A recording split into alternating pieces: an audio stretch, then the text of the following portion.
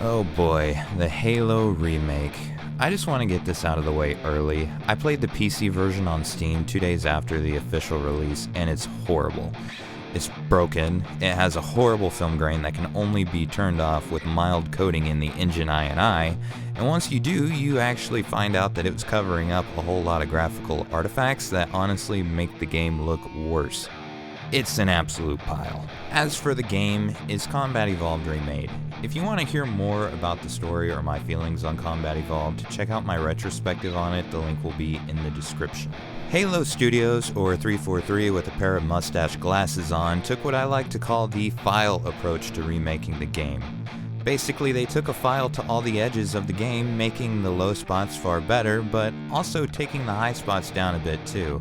This is the same approach that was used for the RE4 and the Silent Hill 2 remakes, which is why I don't really consider those remakes to be replacements of the original games. The dialogue in RE4 is less stupid, which I personally will not stand for, and the far more linear approach to Silent Hill 2 just kind of makes the game less interesting to me, but I digress. Unlike those games, however, I have a lot of nostalgia for Halo, and I will try to keep that out of this as much as possible, but do bear that in mind. As for the file approach, Halo Studios remade the library entirely and made the once horrible mission leagues better.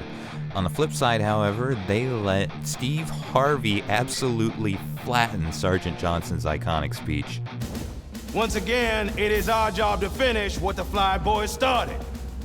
When we meet the enemy, we will rip their skulls from their spines and toss them away laughing. Am I right, Marines? Sir, yes, sir! Damn right I am. Now move it out, double time! Woo, here we go! Attention all personnel. We are re-engaging the enemy. External and internal contact imminent. Oh, you greenhorns who wanted to see Covenant up close.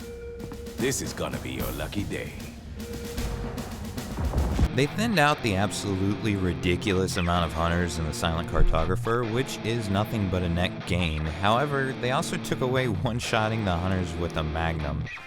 And look, I get it was a bug, not a feature. I understand that the hunters are supposed to be a difficult battle, but like, man, this was so iconic. Like, they couldn't even make it like a skull or anything. It just like flattens the game for me a little bit. I'm sorry. On the whole, there really isn't anything about the new game that is that offensive that can't be fixed or patched. And as a 23-year-old, I kind of feel old saying this, but do you guys remember, like, back in the day when you just put a disc in the console and it worked? You didn't have to sit through an hour of updates, and sure, there were the odd glitches here and there, but like, they kind of added character.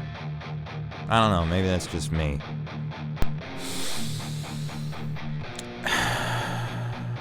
Okay, now to talk about the prequel missions. It's really just one mission that's broken up into 3 sections. Basically, Chief and Johnson make their way onto a Covenant research corvette, and neither of them ever stop talking. Ever. Layout matches what Naval Intelligence provided, confirming a route to the ship's command center. If that nav data has what we need, we can finally strike back at these bastards. Oni seemed confident. We keep quiet and play our cards right, we'll be in, out, and back by dinner. You're always hungry. Damn right I am. Any way to speed this up? Until we find a way to cram an AI into that suit of yours, it's the best option we got. Where that came from? Hunters. Concentrate fire on their exposed areas. Fire at will. The levels really aren't anything special. They do have a cool aesthetic, but they don't have good layouts for a shooter. Then you get to the meat and bones of these missions, which is rescuing a group of Marines from a hunting range where they're the hunted. This is also where we meet Williams, who is the worst character ever of all time.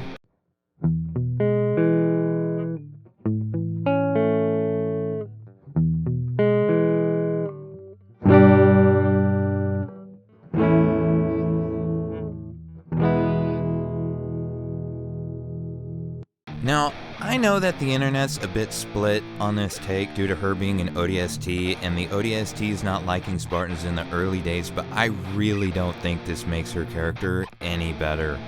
She's still completely unlikable, and as someone who grew up as an army brat, I know that branches have rivalries. It's a real thing. Most of them, though, do actually have respect for one another, and most of the talk is just that. It's talk. Williams just vehemently and openly hates Chief for no real reason other than he's a Spartan. Like, you know what? Fine. I'll just leave you and your squad here to die.